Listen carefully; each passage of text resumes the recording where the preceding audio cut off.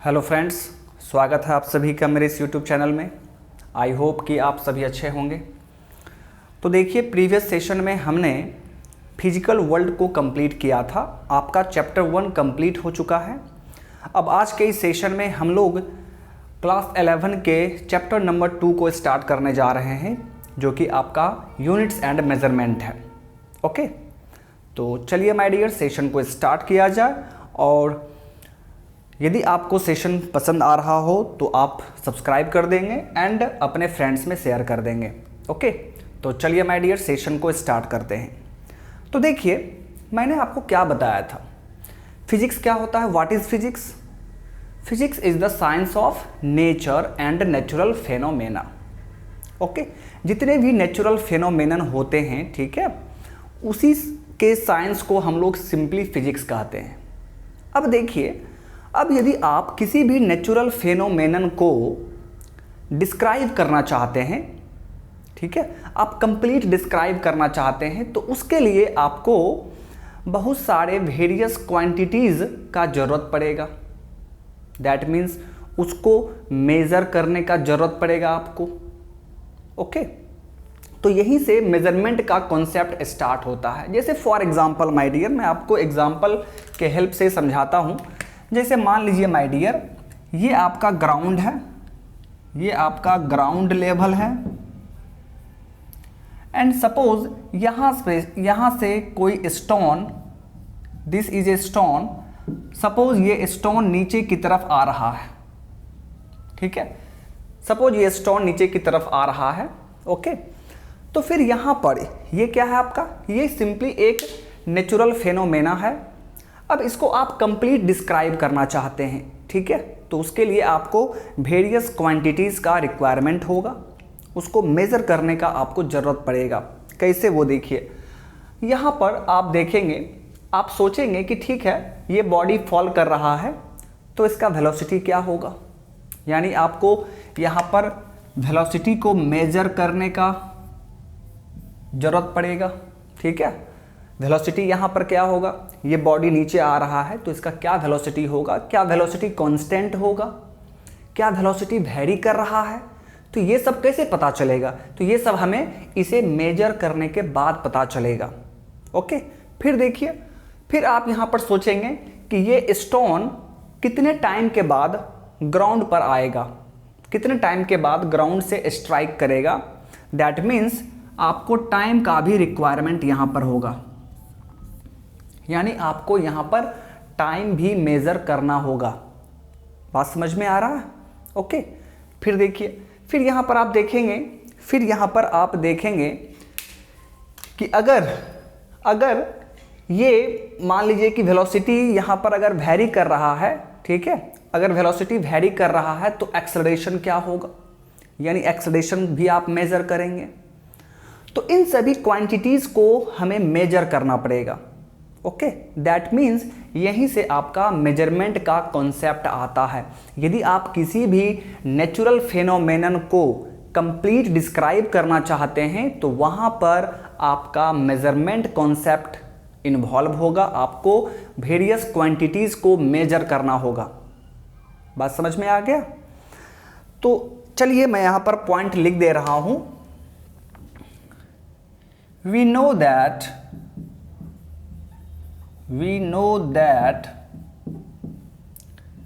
physics is the science of nature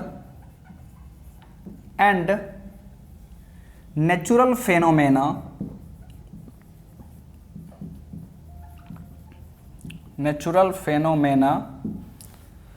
for the complete description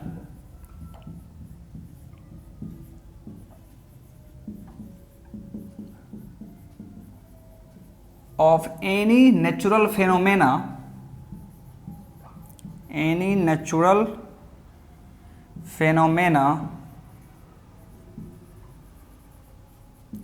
measurement of the quantity measurement of various quantities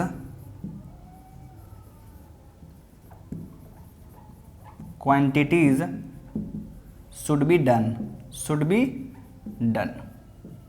okay, तो यहीं से measurement का concept आता है, ठीक है। दैट मीन्स हम लोग फिजिक्स में मेजरमेंट इसीलिए पढ़ते हैं क्योंकि फिजिक्स क्या है, नेचुरल फिनोमेना का साइंस है। तो यहाँ पर आप किसी भी नेचुरल फिनोमेना को अगर आप स्टडी करते हैं, उसको डिस्क्राइब करना चाहते हैं, तो आपको वहाँ पर बहुत सारे क्वांटिटीज़ को मेजर करना होगा, ठीक है। जैसे फॉर एग्जांपल यहाँ पर आपने देखा कि ये नेचुरल फिनोमेना हो रहा है, तो यहाँ पर आपको वेलोसिटी फाइंड करना होगा, वेलोसिटी मेज़र करना होगा, ओके। कितने टाइम के बाद ये ग्राउंड से स्ट्राइक करेगा ये आपको फाइंड करना होगा, तभी आप इसके बारे में बता पाएंगे। जैसे फॉर एग्जांपल आप देख पा रहे हैं, मान लीजिए कि आपने देखा कि ये 10 सेकेंड के बाद यहाँ पर स्ट्राइक किया, और फिर मान लीजिए कि यहाँ पर आपने देखा कि इस स्टोन का मैक्सिमम वेलोसिटी यहाँ पर मान लीजिए 10 मीटर पर सेकेंड आ रहा है। तो इस नेचुरल फिनोमेना को आप कैसे डिस्क्राइब करेंगे? तो आप बोलेंगे कि एक स्टोन का फॉल हो रहा है, ठीक है, और वो 10 सेकेंड के बाद ग्राउंड पर स्ट्राइक करेगा और उसका मैक्सिमम वेलोसिटी 10 मीटर पर सेकेंड होगा। तो इस तरह आप उसको डिस्क्राइब कर सकते हैं, ओके। तो चलिए माय डियर, आई होप कि आपको ये चीज़ समझ में आ गया कि हम लोग मेजरमेंट पढ़ते क्यों हैं, ठीक है। चलिए अब हम लोग यहाँ पर बात करेंगे क्वांटिटी के बारे में।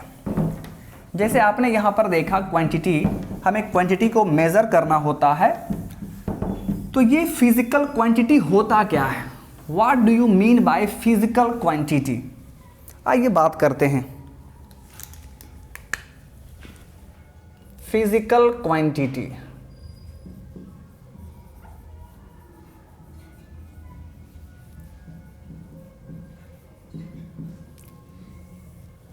ये फिजिकल क्वांटिटी क्या होता है इसके बारे में समझिए। देखिए, ऐसा कोई भी चीज़ जिसे आप मेजर कर सकते हैं एंड आप उसे किसी एक न्यूमेरिकल वैल्यू को यूनिट के साथ एक्सप्रेस भी कर सकते हैं, तो उस थिंग को हम लोग फिजिकल क्वांटिटी कहेंगे।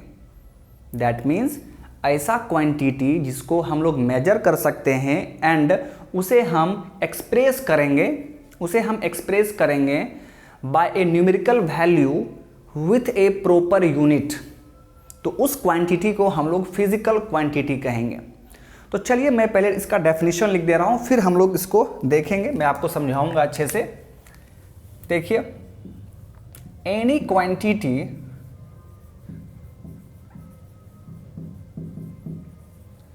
That can be measured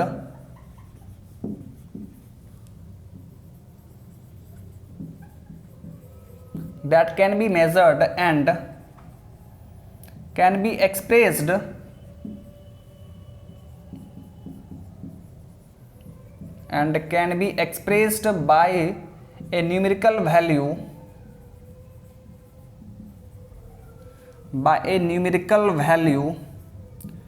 with proper unit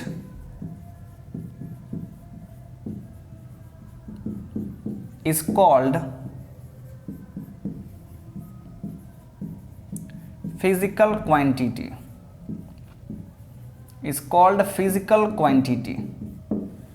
okay, तो इसका एग्जाम्पल क्या होगा? आप एग्जाम्पल भी देख लीजिए। जैसे for example length, mass, area, volume, weight, acceleration, ETC। Okay, तो उस क्वांटिटी को हम फिजिकल क्वांटिटी कहेंगे। तो यहाँ पर आपको दो चीज़ ध्यान में रखना है। फर्स्ट चीज़, ऐसा क्वांटिटी जिसे हम मेज़र कर सकते हैं, ओके, और जिसे हम एक्सप्रेस कर सकते हैं by a numerical value with proper unit. Okay, आइए देखते हैं किस तरह होगा। जैसे यहाँ पर आपने देखा, फर्स्ट एग्जाम्पल मैंने लिखा है लेंथ। तो किसी भी चीज़ के लेंथ को आप किस तरह डिनोट करते हैं? मान लीजिए कि कोई भी क्वांटिटी का आपने लेंथ मेज़र किया, ओके, और आपने देखा कि किसी चीज का लेंथ मान लीजिए 10 मीटर आ रहा है, लेंथ मान लीजिए 10 मीटर आपने बोला, ओके। तो यहां पर देखिए इस क्वांटिटी को आपने कैसे एक्सप्रेस किया, तो आपने एक न्यूमेरिकल वैल्यू से एक्सप्रेस किया। This is your numerical value, और ये मीटर क्या है, तो मीटर आपका यूनिट है, मीटर क्या है आपका यूनिट है। यानी इस क्वांटिटी को आपने न्यूमेरिकल वैल्यू एंड उसके यूनिट के साथ एक्सप्रेस किया है, दैट मीन्स ये आपका क्या होगा, फिजिकल क्वांटिटी होगा। उसी तरह मास, मान लीजिए किसी चीज का मास 25 kg है, आपने मेजर किया और 25 kg आया, तो ये भी क्या होगा, फिजिकल क्वांटिटी, न्यूमेरिकल वैल्यू है एंड प्रॉपर यूनिट भी है।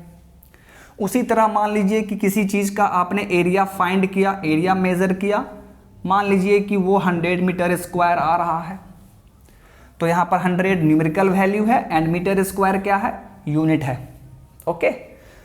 उसी तरह वेट, मान लीजिए कि वेट 20 न्यूटन है, न्यूमेरिकल वैल्यू यूनिट, ठीक है। तो जितने भी क्वांटिटी हैं जिन्हें आप मेजर कर सकते हैं और जिसे आप एक्सप्रेस कर सकते हैं by a numerical value with unit के साथ, तो उस क्वांटिटी को हम लोग फिजिकल क्वांटिटी कहते हैं। आई होप कि आपको ये चीज़ अच्छे तरीके से समझ में आ गया होगा, ओके। तो चलिए माय डियर, अब इसके आगे हम लोग मूव करते हैं। तो देखिए फिजिकल क्वांटिटी कितने तरह का होता है, यदि आपसे ये पूछा जाए टाइप्स ऑफ फिजिकल क्वांटिटी के बारे में, तो आप क्या बोलेंगे कि फिजिकल क्वांटिटी जनरली हम लोग 3 टाइप का पढ़ते हैं, ये 3 टाइप का होता है, ओके। आइए देखिए,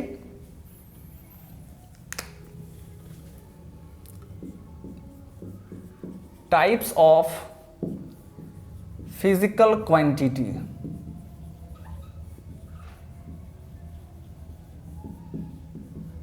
okay, first is called fundamental physical quantity. Fundamental physical quantity, इसे हम लोग बेसिक फिजिकल क्वांटिटी भी कहते हैं। फंडामेंटल को आप बेसिक भी बोल सकते हैं, basic physical quantity. Number 2 is derived physical quantity, derived physical quantity. And third physical quantity is supplementary physical quantity.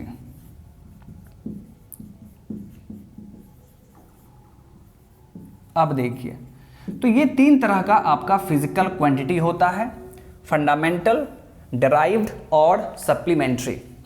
जितने आप अपने आसपास जितने भी फिजिकल क्वांटिटी देखते हैं, ठीक है, वो 3 टाइप का होता है। उसमें से कुछ आपका फंडामेंटल होगा, ओके, फिर सप्लीमेंट्री भी होगा एंड बाकी का जितना भी चीज़ बच जाता है वो सभी आपका डिराइव्ड होगा, ठीक है। तो चलिए हम लोग यहाँ पर 1 बाय 1 तीनों फिजिकल क्वांटिटी को देखते हैं, okay. So first physical quantity is fundamental physical quantity. आइए बात करते हैं फंडामेंटल फिजिकल क्वांटिटी के बारे में।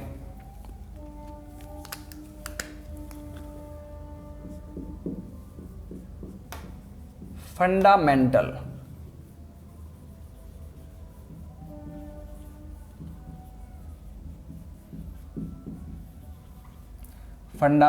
Physical quantity. देखिए माय डियर, ये फंडामेंटल फिजिकल क्वांटिटी से हम क्या समझते हैं, इसके नाम से ही लग रहा है फंडामेंटल या बेसिक। बेसिक का मतलब क्या होता है? बेसिक का मतलब ये होता है कि ये किसी और फिजिकल क्वांटिटी से डेराइव नहीं हुआ है, ये किसी और फिजिकल क्वांटिटी से डेराइव होके नहीं मिला है हमें, ओके। एंड ना ही इसे हम ब्रेक करके, ना ही इसे हम किसी दूसरे फिजिकल क्वांटिटी में ब्रेक कर सकते हैं। ओके, तो उस फिजिकल क्वांटिटी को हम बेसिक फिजिकल क्वांटिटी कहेंगे। ऐसा फिजिकल क्वांटिटी जो किसी और फिजिकल क्वांटिटी से हमें नहीं मिला है और ना ही जिसे हम ब्रेक कर सकते हैं इनटू अदर फिजिकल क्वांटिटीज में। ओके, दैट मीन्स ये बेसिक है।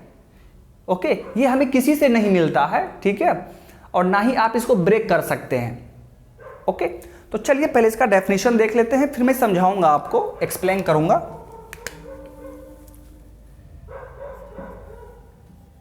It is that physical quantity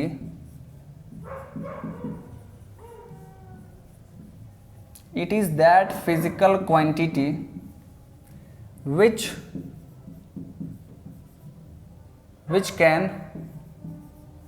neither be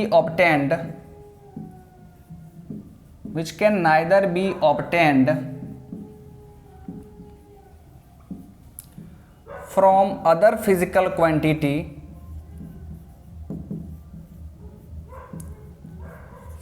other physical quantity nor can be broken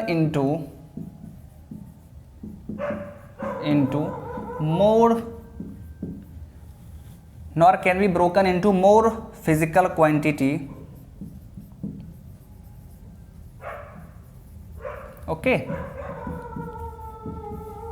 यही है आपका फंडामेंटल फिजिकल क्वांटिटी। ये एक ऐसा फिजिकल क्वांटिटी है जो हमें किसी दूसरे फिजिकल क्वांटिटी से नहीं मिलता है एंड जिसे आप ब्रेक भी नहीं कर सकते हैं इनटू मोर फिजिकल क्वांटिटीज में। ओके, तो इसका एग्जांपल क्या होगा?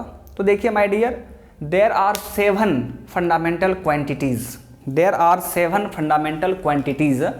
तो उनका मैं एग्जांपल यहां पर लिख रहा हूं। Mass, length, time, temperature, electric current,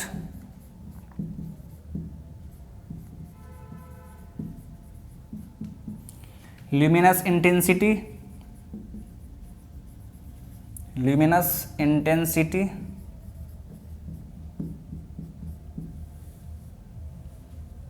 and amount of substance या amount of matter।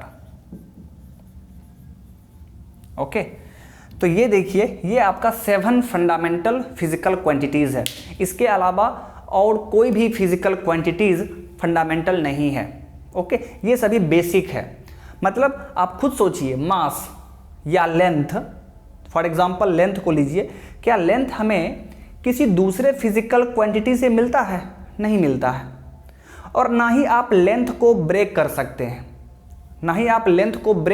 सकते हैं, दूसरे फिजिकल क्वांटिटी में। ओके, तो इसीलिए इसे बोला गया है फंडामेंटल या बेसिक फिजिकल क्वांटिटीज। उसी तरह जितने भी यहाँ पर आप फंडामेंटल क्वांटिटीज देख रहे हैं, ये हमें किसी से भी नहीं मिलता है, ठीक है, और ना ही इसको हम ब्रेक कर सकते हैं दूसरे फिजिकल क्वांटिटीज में। ओके, चलिए, तो ये था आपका fundamental physical quantity. I hope कि आपको अच्छे से समझ में आ गया होगा।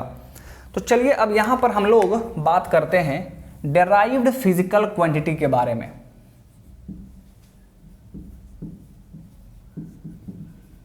Derived physical quantity,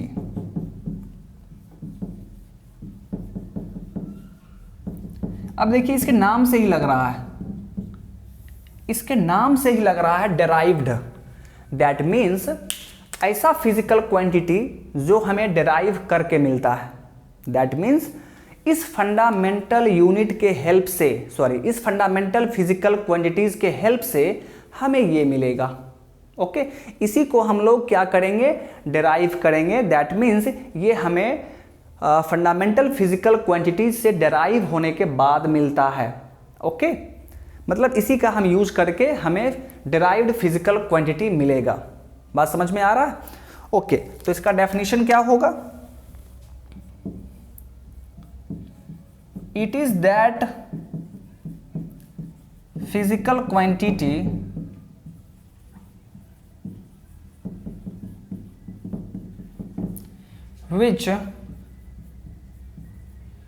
which is obtained by using more fundamental physical quantity,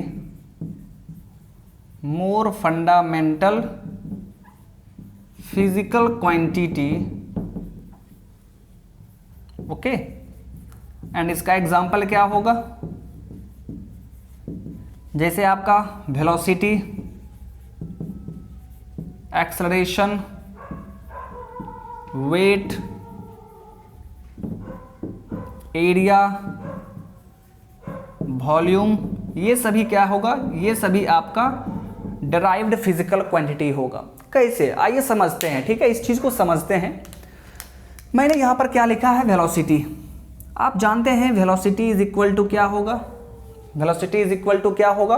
length by time. आप क्या लिखेंगे? Length by time. देखिए माय डियर, यानी ये वेलोसिटी, ये जो आपका फिजिकल क्वांटिटी है, ये आपको कैसे मिला है? तो ये आपको मिला है फंडामेंटल क्वांटिटी का हेल्प लेके, ठीक है। लेंथ आपका क्या है? Fundamental physical quantity. टाइम भी क्या है आपका? Fundamental quantity. तो दो फंडामेंटल क्वांटिटी को आपने यहां पर क्या किया है? कंबाइन किया है। तो दो फंडामेंटल क्वांटिटी के हेल्प से आपको वेलोसिटी मिल रहा है, इसीलिए इसे डिराइव्ड फिजिकल क्वांटिटी कहा जाता है। बात समझ में आ रहा? क्योंकि ये हमें फंडामेंटल फिजिकल क्वांटिटी से मिल रहा है। उसी तरह माय डियर, उसी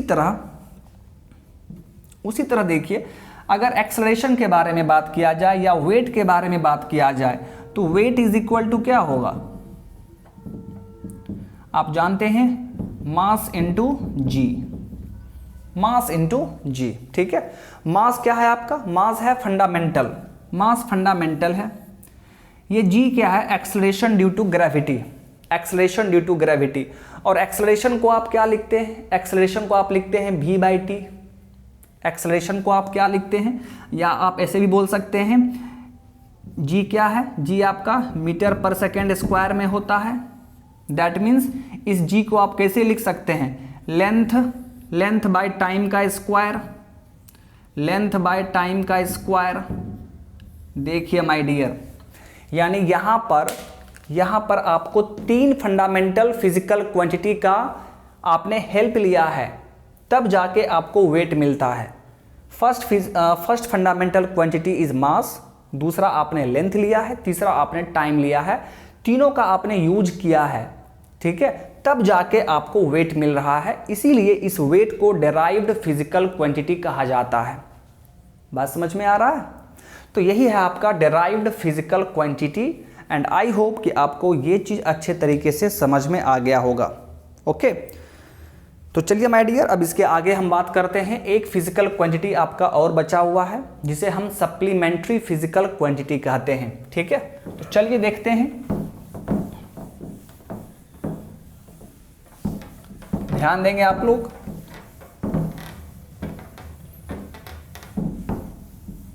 ओके, हमारा थर्ड फिजिकल क्वांटिटी है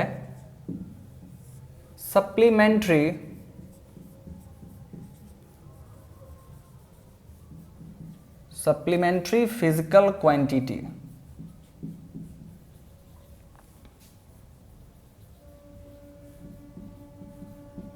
ओके, तो देखिए माय डियर, आपने फंडामेंटल के बारे में देख लिया। फंडामेंटल फिजिकल क्वांटिटी क्या है? There are 7 fundamental physical quantity. Okay, उसी तरह सप्लीमेंट्री फिजिकल क्वांटिटी ये दो तरह का होता है, ठीक है। ये एक आपका प्लेन एंगल को सप्लीमेंट्री फिजिकल क्वांटिटी कहा गया है। And second is solid angle. Plane angle and solid angle को हम लोग क्या बोलते हैं? सप्लीमेंट्री फिजिकल क्वांटिटी बोलते हैं, ठीक है। तो ये चीज आप ध्यान में रखेंगे, plane angle and solid angle. अब एक चीज मैं आपको बता दूं, ठीक है, फंडामेंटल में आपने क्या देखा, 7 फंडामेंटल फिजिकल क्वांटिटी होता है, उसी तरह 2 आपका सप्लीमेंट्री फिजिकल क्वांटिटी होता है। फर्स्ट आपका प्लेन एंगल है और दूसरा क्या है, सॉलिड एंगल। ओके, बाकी जितना भी फिजिकल क्वांटिटी बच रहा है, ठीक है, बाकी जितना भी आपका फिजिकल क्वांटिटी बच रहा है वो सभी का सभी क्या होगा, डेराइव्ड फिजिकल क्वांटिटी होगा। That means 7 fundamental plus 2 supplementary यानी 9 हो गया। इस 9 को छोड़ के बाकी जितना भी फिजिकल क्वांटिटी आप देखेंगे वो सभी आपका डेराइव्ड फिजिकल क्वांटिटी होगा। ओके, चलिए माय डियर, अब यहां पर इस दोनों चीज को मैं थोड़ा सा समझा दे रहा हूं आपको। प्लेन एंगल तो आप जानते ही होंगे, जैसे आप कोई भी एंगल देखते हैं, for example this angle is theta, तो ये आपका प्लेन एंगल हो गया। ओके, लेकिन अगर सॉलिड एंगल के बारे में बात किया जाए, ये सभी हम लोग आगे देखेंगे, मैं बस यहां पर थोड़ा सा हिंट कर रहा हूं, ठीक है। सॉलिड एंगल में क्या होगा माय डियर, जैसे मान लीजिए कोई ये ऑब्जेक्ट है, ठीक है, मान लीजिए स्फेयर है ये। ओके, मान लीजिए कि ये सॉलिड स्फेयर है। ओके, सॉलिड स्फेयर, और इस सॉलिड स्फेयर में मान लीजिए कि आपने ये सेक्शन कट किया, आपने मान लीजिए ये सेक्शन आपने कट किया, ये सेंटर है इस सॉलिड स्फेयर का, और आपने ये सेक्शन यहां से कट करके निकाल लिया है। तो ये जो एंगल यहां पर बन रहा है, इस एंगल को हम लोग सॉलिड एंगल कहते हैं, ठीक है, यही है आपका सॉलिड एंगल। ओके, तो ये सभी हम देखेंगे, आप टेंशन मत लीजिए, ठीक है। तो चलिए माय डियर, तो तीनों टाइप के फिजिकल क्वांटिटीज के बारे में हमने बात कर लिया है। अब इसके आगे हम लोग मूव करते हैं, प्लीज आप लोग ध्यान देंगे।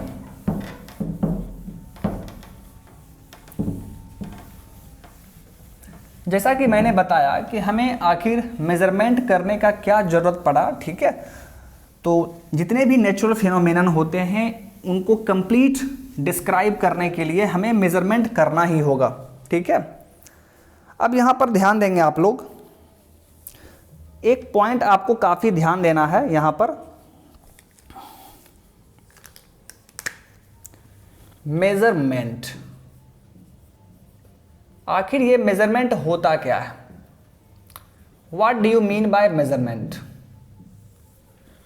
My dear friend, measurement simply एक प्रोसेस ऑफ कंपैरिजन है। आप इसमें कंपैरिजन करते हैं, आप किसी भी चीज को मेजर कर रहे हैं तो एक्चुअल में आप वहां पर कंपैरिजन कर रहे हैं, कंपेयर कर रहे हैं। Okay, so it is the process of comparison. This is simply process of comparison, process of comparison. Okay, जैसे फॉर एग्जाम्पल माय डियर, जैसे आपके पास मान लीजिए आपको इसका लेंथ मान लीजिए फाइंड करना है, आपको इसका लेंथ फाइंड करना है, ठीक है, और आपके पास मान लीजिए एक 1 मीटर का, आपके पास 1 मीटर का वहां पर स्केल है मान लीजिए, ठीक है। तो 1 मीटर के हेल्प से ये मान लीजिए 1 मीटर, उसी तरह यहां से फिर यहां तक 1 मीटर, और फिर यहां से यहां तक 1 मीटर। तो 1 मीटर से आपने इसको मेजर करना शुरू किया, और देखिए तो आपको यहां पर पता चल गया कि इस पूरे लाइन का लेंथ 3 मीटर है।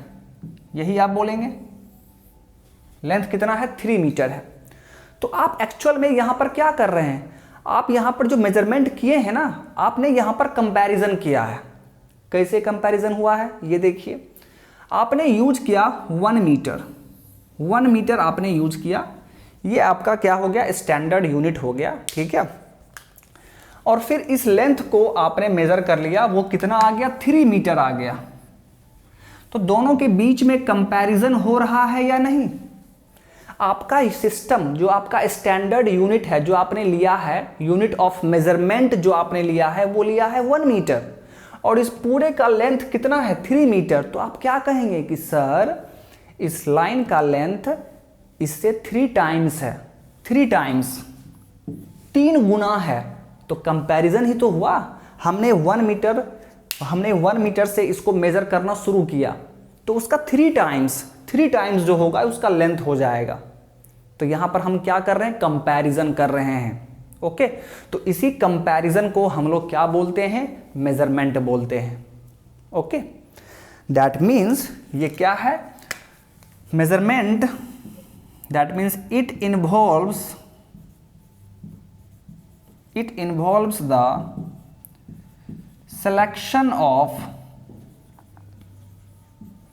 selection of unit of measurement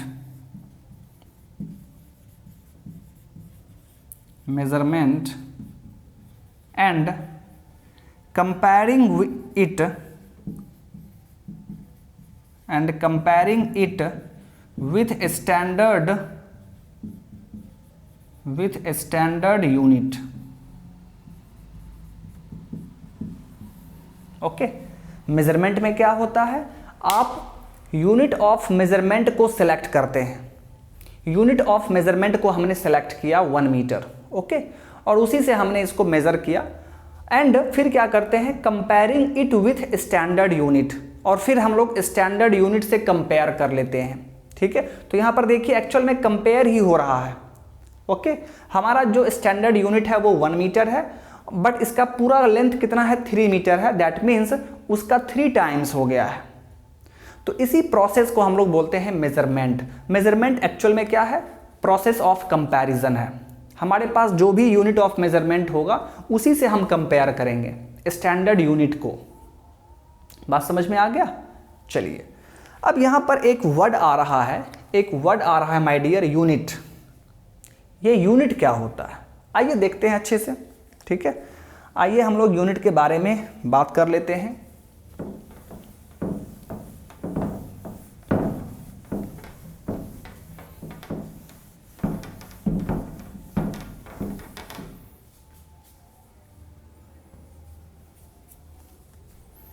okay, unit,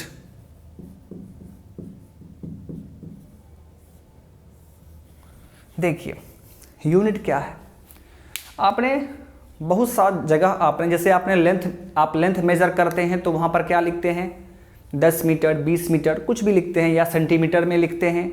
okay, उसी तरह मास को आप केजी में लिखते हैं, ग्राम में लिखते हैं। ठीक है, तो डिफरेंट फिजिकल क्वांटिटीज़ को आप डिफरेंट तरीके से लिखते हैं। ठीक है, तो वही आपका जो मीटर, सेंटीमीटर, केजी, ग्राम, वही सब क्या है, आपका यूनिट है। बट ये है, इसका डेफिनेशन क्या होगा, तो ये यूनिट हम लोग कोई भी आर्बिट्रेरली चूज कर सकते हैं। ध्यान से सुनिएगा, कोई भी आर्बिट्रेरली आप यूनिट चूज कर सकते हैं, लेकिन आप जो चूज कर रहे हैं वो इंटरनेशनली एक्सेप्टेड होना चाहिए, मान लीजिए फॉर एग्जांपल मैंने आपको इसका लेंथ मेजर करने को कहा। ओके, आप देखते होंगे बहुत सा जगह जो है गांव देहात में जो बड़े बुजुर्ग होते हैं वो क्या करते हैं, तो वो अपने हाथ से ही मेज़र करना शुरू कर देते हैं। ठीक है, अपने हाथ से ही मेज़र करना शुरू कर देते हैं। तो आप अगर उस तरह मेज़र कर रहे हैं तो मान लीजिए कि आपने हाथ से मेज़र किया और ये आपने बोल दिया कि सर ये मेरे 2 हाथ के बराबर है। आपने बोल दिया कि सर मेरे 2 हाथ के बराबर इसका लेंथ है, लेकिन माय डियर, क्या आपने यहाँ पर यूनिट ऑफ मेजरमेंट क्या लिया है, अपना हाथ लिया है, लेकिन ये स्टैंडर्ड तो नहीं है, इसे यूनिवर्सली एक्सेप्ट तो नहीं किया जाएगा। ओके, क्योंकि आपके हैंड का लेंथ जो होगा वो बाकी के लेंथ से डिफरेंट होगा। ठीक है, तो ये एक्सेप्ट नहीं किया जाएगा माय डियर, तो उसे हम लोग यूनिट नहीं कहेंगे।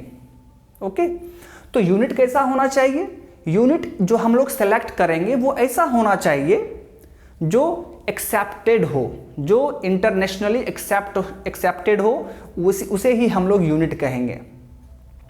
किसी भी सिस्टम को, किसी भी मेजरमेंट में जो आप स्टैंडर्ड यूज कर रहे हैं, ठीक है, स्टैंडर्ड ऑफ मेजरमेंट जो आपका है, उसे ही हम लोग यूनिट कहेंगे, लेकिन कंडीशन अप्लाई है कि वो आपका इंटरनेशनली एक्सेप्टेड होना चाहिए। ओके, तो चलिए मैं इसका यहां पर डेफिनेशन लिख दे रहा हूं, ध्यान से सुन देखेंगे। Any arbitrarily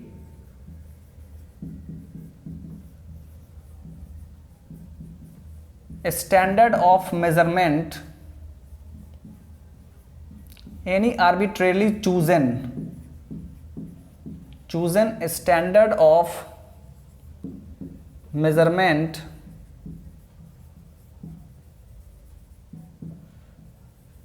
of any physical quantity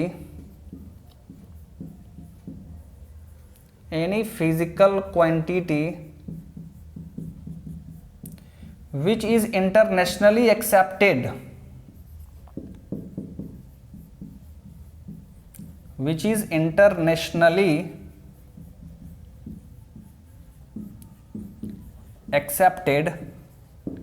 is called unit of the quantity,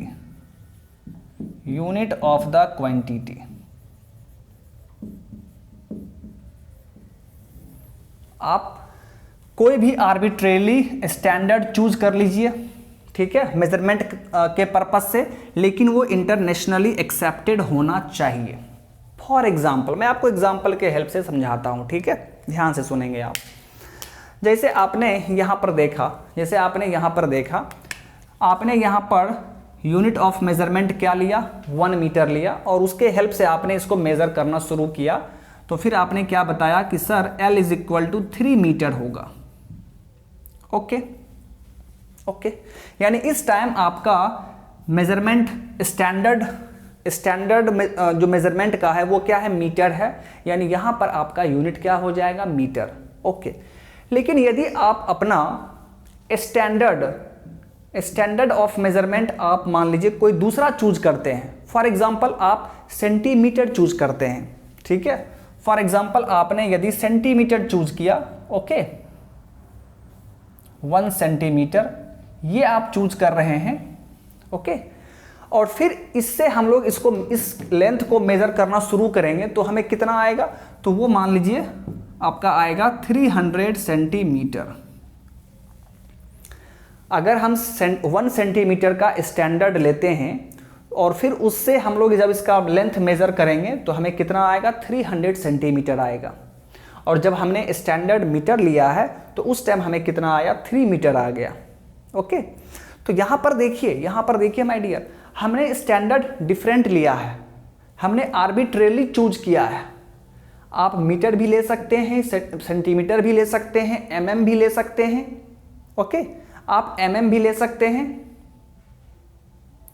okay, आप फुट भी ले सकते हैं। तो वो आर्बिट्रेरली आप चूज कर सकते हैं, लेकिन वो इंटरनेशनली एक्सेप्टेड होना चाहिए। और हम जानते हैं कि हमारा मीटर, सेंटीमीटर, आपका इंच, फुट, वो सभी क्या है, इंटरनेशनली एक्सेप्टेड है। तो इन्हें हम क्या बोलेंगे, इन्हें हम यूनिट बोल देंगे। बात समझ में आ गया? तो यही है आपका unit.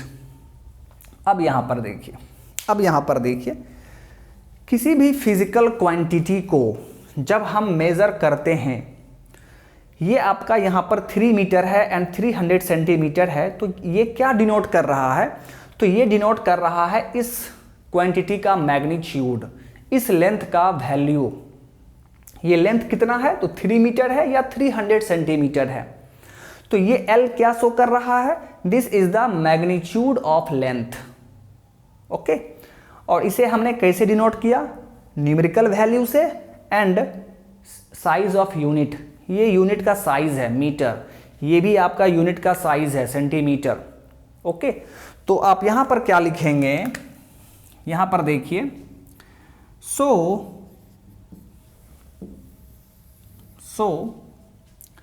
Magnitude of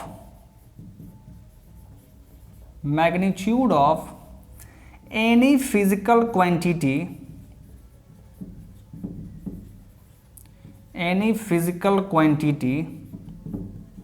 is equal to क्या होगा, ये क्या है, मैग्नीट्यूड है लेंथ का। तो आपने लिखा magnitude of any physical quantity, वो किसके बराबर होगा, तो न्यूमेरिकल वैल्यू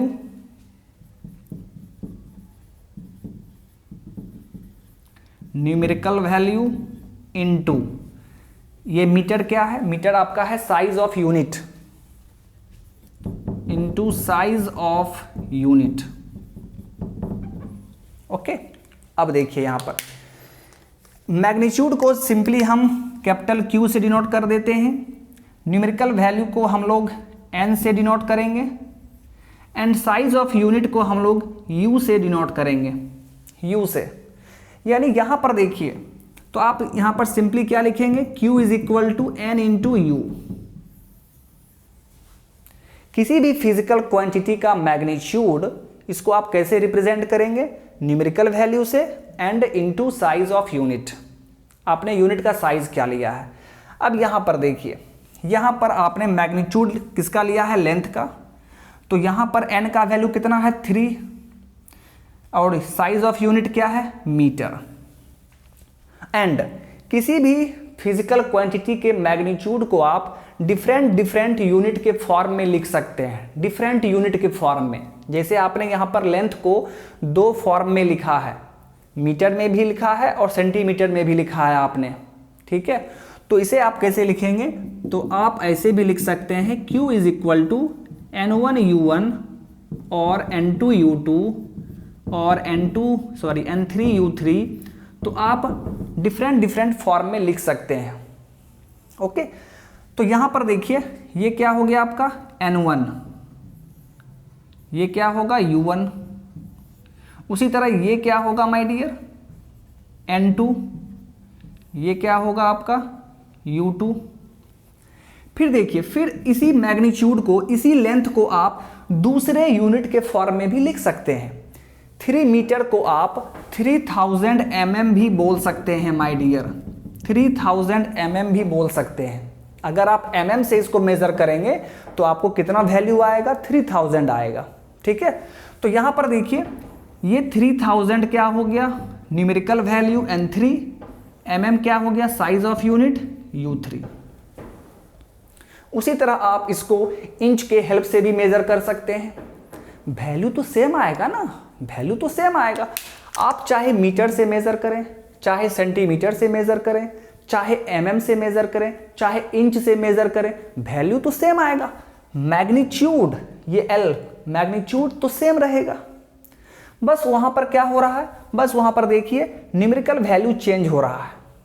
जैसे ही आप यूनिट चेंज करेंगे, यूनिट का साइज जैसे ही चेंज हो रहा है, तो वहां पर देखिए न्यूमेरिकल वैल्यू भी चेंज हो रहा है।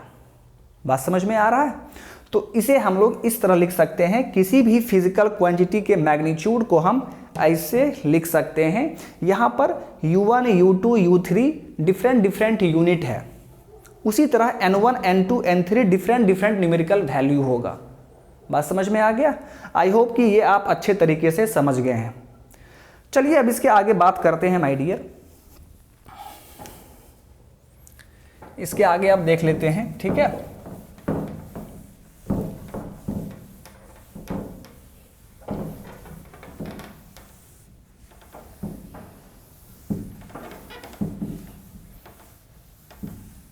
ओके, यहां पर देखिए, तो आपने यहां पर क्या देखा my dear, magnitude of any physical quantity is represented as N into U, N into U। यानी माय डियर, यानी यहां पर आप क्या देख रहे हैं, ध्यान से देखिएगा, N इंटू U, ध्यान से देखिएगा। यहां पर N का वैल्यू कम है, ध्यान से देखिएगा। यहां पर आपने लिखा था N1, यहां पर लिखा था आपने U1। अब थोड़ा सा कंपेयर कीजिए सभी को। सबसे पहले N1, N2, N3 को कंपेयर कीजिए।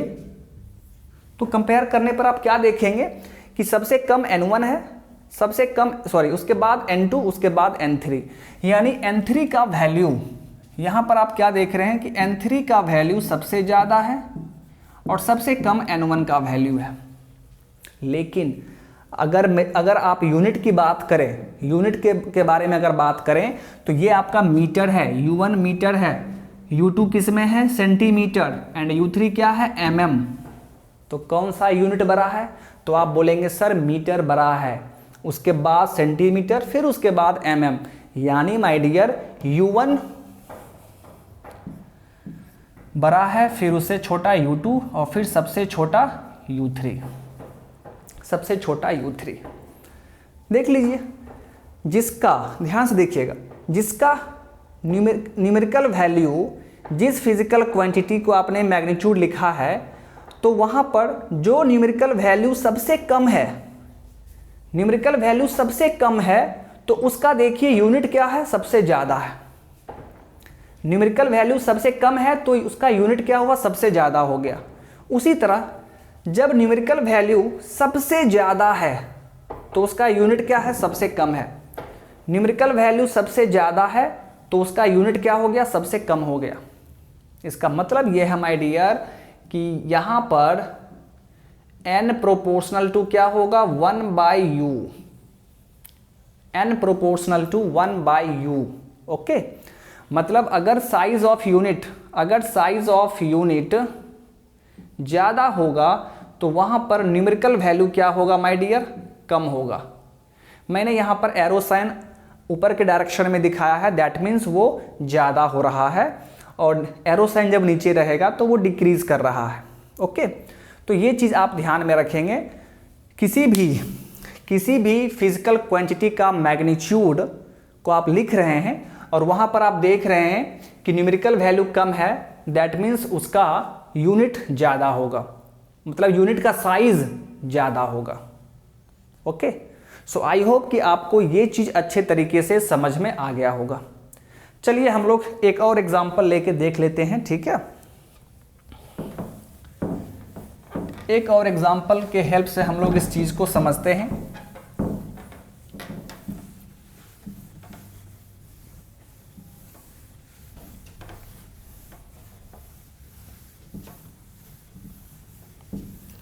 जैसे मान लीजिए माय डियर, जैसे मान लीजिए आपके पास एक बैग है और इसमें कुछ स्टोन पड़े हुए हैं, ये आपके स्टोन हैं, तो और इसका मास आपने मेज़र किया, मान लीजिए इसका मास आपने मेज़र किया, ठीक है। मास क्या है हमारा? मास है हमारा फंडामेंटल फिजिकल क्वांटिटी। तो इसका हमने मेज़रमेंट किया, और इसका मेज़रमेंट करने के बाद मान लीजिए कि वैल्यू आपको 10 kg आ गया, 10 kg आ गया। ओके, तो ये क्या रिप्रेजेंट कर रहा है? This is the magnitude, this is the magnitude of mass. ये मैग्नीट्यूड डिनोट कर रहा है। ये क्या है? Numerical value. ये क्या है? साइज ऑफ यूनिट, मतलब 10 kg। यानी ये हो गया आपका न्यूमेरिकल वैल्यू, ये हो गया साइज। ओके, बहुत ही अच्छी बात है। तो यहां पर आपने केजी लिया था साइज, यूनिट का साइज आपने क्या लिया था? केजी। केजी के हेल्प से आपने इसको मेजर किया तो आपको 10 kg आ गया। मतलब कंपैरिजन आप कर रहे हैं, आपने केजी से कंपैरिजन करना शुरू किया तो आपने क्या देखा? 10 टाइम्स। जो आप केजी यूज कर रहे हैं, स्टैंडर्ड ऑफ मेजरमेंट आपका केजी है, तो फिर वहां पर इस पूरे सिस्टम का मास 10 kg आ गया, दैट मीन्स 10 टाइम्स आ गया। तो आपने साइज ऑफ यूनिट क्या लिया है? केजी। लेकिन मान लीजिए कि आपके पास केजी नहीं है, आपके पास मान लीजिए ग्राम है, ठीक है। तो फिर आप क्या करेंगे? ग्राम से मेजर करेंगे, ठीक है। तो अगर आप इसको ग्राम से मेजर करेंगे तो मैग्नीट्यूड तो सेम रहेगा, मैग्नीट्यूड तो चेंज नहीं होगा। ओके, दैट मीन्स मैग्नीट्यूड इतना ही रहेगा, लेकिन अब ये वैल्यू चेंज करेगा। अगर आप ग्राम से मेजर करेंगे तो इतना ग्राम हो जाएगा जी, इतना ग्राम हो जाएगा। ओके, यानी अब आपका साइज ऑफ यूनिट ग्राम हो गया। अब आपका यूनिट क्या है? ग्राम। और न्यूमेरिकल वैल्यू क्या है? 10,000। So this is your N2, और ये क्या हो गया आपका? U2, ये आपका U1 और ये आपका N1। बात समझ में आ गया? तो यहां पर भी आप देख सकते हैं कि N1 आपका इसका कम है, N2 ज़्यादा है। N2 ज़्यादा है N1 से, लेकिन U2 ग्राम है, U1 यूनिट क्या है, kg है। तो आप जानते हैं कि U1 क्या है, ज़्यादा है U2 से, मतलब ये यूनिट क्या है, ग्राम से ज़्यादा है, इसका साइज ज़्यादा है। बात समझ में आ रहा है? तो आप देखिए N2 ज़्यादा है तो U2 कम है, N1 कम है तो U1 क्या है, ज़्यादा है। ओके, तो यही है आपका यूनिट। ओके, यूनिट को हम किस तरह वहाँ पर एक्सप्रेस करेंगे, किस तरह डिनोट करेंगे, तो वहाँ पर एक न्यूमेरिकल वैल्यू रहेगा। किसी भी चीज़ का, किसी भी फिजिकल क्वांटिटी का जब मैग्नीट्यूड आप लिखेंगे तो कैसे लिखेंगे, एक न्यूमेरिकल वैल्यू रहेगा एंड एक प्रॉपर यूनिट रहेगा, और वो आपने यहाँ पर देखा है। ठीक है, तो चलिए माय डियर, आई होप कि आपको इस सेशन में सब कुछ अच्छे तरीके से समझ में आ गया होगा। ओके, तो चलिए इस सेशन को हम लोग यहीं पर स्टॉप करते हैं। नेक्स्ट सेशन में हम लोग इसके आगे की चीज़ों को कंटिन्यू करेंगे। ओके, मैं यहाँ पर आपको पूरा बेसिक से पढ़ाऊँगा। ठीक है, एक एक चीज़ हम लोग देखते हुए आगे बढ़ेंगे। ओके, और मेरी कोशिश ये रहेगी कि मैं एक एक चीज़ को यहाँ पर एक्सप्लेन करूँ ताकि आपको हर चीज़ समझ में आए। ओके, हो सकता है कि थोड़ा सा टाइम ज़्यादा लग जाए। ओके, हो सकता है कि किसी एक चीज़ को समझाने में मैं थोड़ा सा ज़्यादा टाइम लगा दूं, बट हम लोग काफ़ी डिटेल्ड वे में बात करेंगे। ओके, तो चलिए माय डियर, और यदि आपको सेशन अच्छा लग रहा हो, ठीक है, तो आप अपने फ्रेंड्स में शेयर कर देंगे एंड चैनल को सब्सक्राइब कर देंगे। तो चलिए मिलते हैं फिर नेक्स्ट सेशन में। Thank you my dear, thank you, bye bye.